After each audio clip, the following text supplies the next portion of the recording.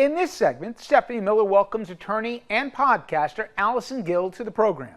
Together, the two take a deep dive into Jack Smith's target letter to Trump and what might happen next. Here's Stephanie. And I'll be standing with President Trump the entire way. Have you spoken to him since this? I have not spoken with him yet, but I'm sure I'll be talking with him very soon. Yeah, he was on the toity, bricks. Okay. I'm sure she'll be talking strategy for how they're going to get out of this. She tweeted, he only targets Republicans because he's a weak little bitch for the Democrats. And Allison wrote, yes, like that famous Republican John Edwards. Thank you. And all the war criminals he prosecuted at The Hague. But nice try. I love your tweet. Also, you said Trump says if they can come after him, they can come after you. Anyone else get a 1-6 target letter? I didn't. I mean, yeah. It is amazing, right? Literally, most of his crimes could only apply to him. Like, if you stole the nuclear codes and, I don't know, gave them to God very knows who. specifically. I wasn't in Bergdorf's in the 90s. And E. Jean Carroll also not your type, even though, all right, we love her to death. Oh, my God. A couple of interesting things, because you're a saucy little minx on Twitter, and you always drop little tidbits that I want to ask you more about. You said Rudy tells CNN he has not received a target letter. He may have flipped. You said no target letter for Eastman yet. So those are the shoes we talked about at the top of the show, right? That we just don't know yet, right? And what kind of time frame do you feel like from this target letter to indictment or finding out more of this? As soon as the first rat runs to Jack Smith and starts singing, then he'll send out the rest of those target letters. First cooperator gets the best deal. I mean, you are so good at just even his stupid truth socials. You said Donald was silent for 20 hours. Then he posted this. Why did he mention the Insurrection Act in a post about documents? Has he been sent a target letter for 1-6? And sure enough, there you are. Right again, selling your hopium, and you end up being right pretty much all the time. Me and my hope monkeys, flying hope monkeys, swooping in. Running through fields of hopium. Yeah, you also said, is it just me or the paid Trump troll accounts seem less enthusiastic these days, almost like they hate the grind of replying to hundreds of tweets a day? The creativity and verve are gone up. Buck up, little fellas. You have a whole year ahead of you.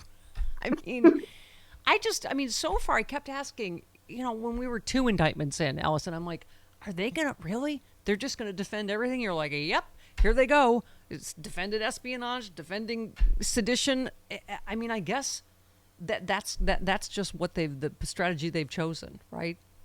That's same for January 6th, and they've been saying it since the beginning. It was just a tourist visit, Right. I mean, how many of these more do we have to read? Kevin McCarthy secretly thinks Trump's a buffoon and a danger.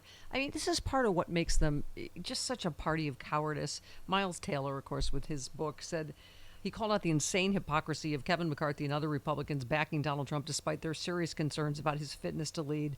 The flirtation with putting another hyper-populist far-right person in the White House is effectively civic suicidal ideation. In the course of writing this, the personal guardrails being ripped off in my life looked an awful lot like what's happening right now, where our collective silence, at least in the Republican Party, about this guy is leading us to potentially towards self-destruction. That's not to say there aren't some people out sounding the alarm, but by and large, the leading figures of the Republican Party refuse to repudiate this man, continue to support him. We're doing this again, even those people say privately he's a threat. McCarthy thought Trump was a buffoon and a danger. I'm sure Kevin still thinks that privately. Those people publicly, because they're afraid, are still supporting this man. That collective anonymity is putting us in seriously great danger.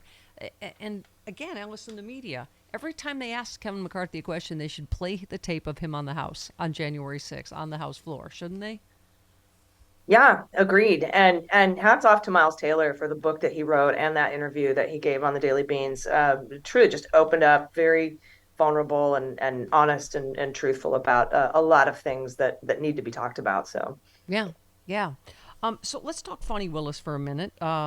This is, let's see, Forbes writes, special grand jury has already issued its final report, which reportedly recommended multiple people be indicted, though the details of the report largely remain sealed. But a second regular grand jury still would have to vote to indict Trump or any of his allies because his special grand jury doesn't have the power to do so.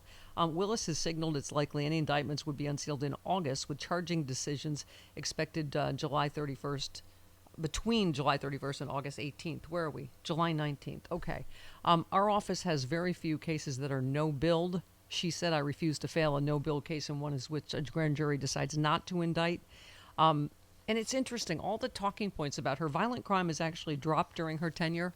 All the things they keep trying to scream about, oh, she's not paying attention to this and blah, blah, blah. I mean, do you think, are she and Jack Smith obviously in coordination just because of having to the timing of things, or what do you think?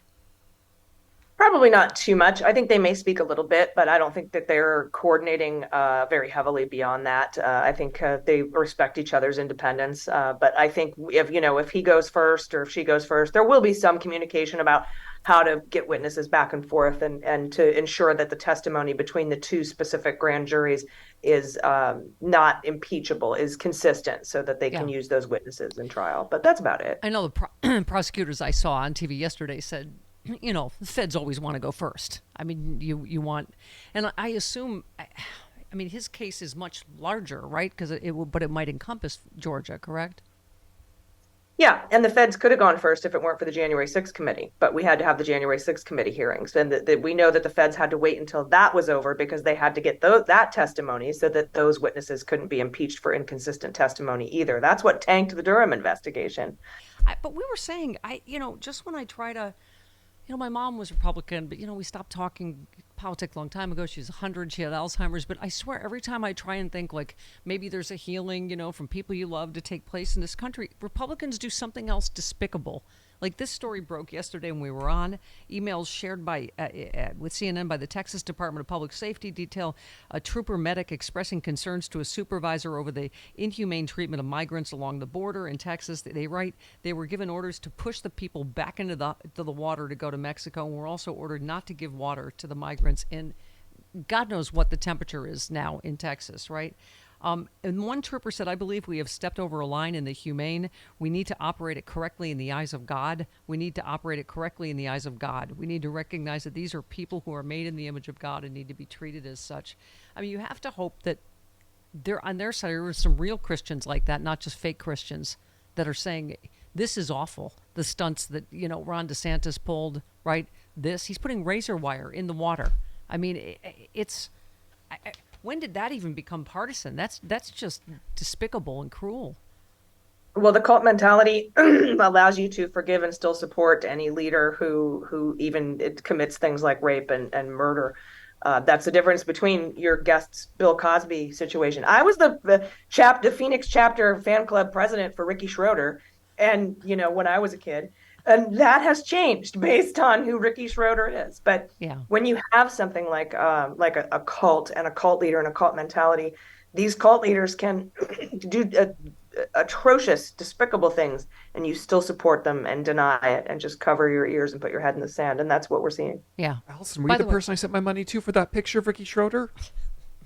Yes. She was a silver spoonette. Is that what you called them? Silver spooner back in the day. I didn't even know I was gay, but I knew I liked Ricky Schroeder back then. And I hope it makes him feel uncomfortable today. Man.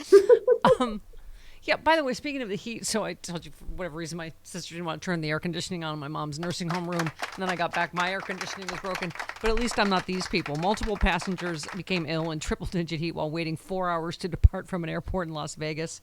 Passengers passed out or soiled themselves on the hot plane as babies screamed and flight attendants ran through the aisles with oxygen tanks. Okay, can I just say I'm grateful that wasn't my flight back? I actually got bumped to first class, which has never happened to me in my entire life, Allison, and I burst into tears, and I thought it was because my mom died, but apparently it was random, or my mother did it, but whatever.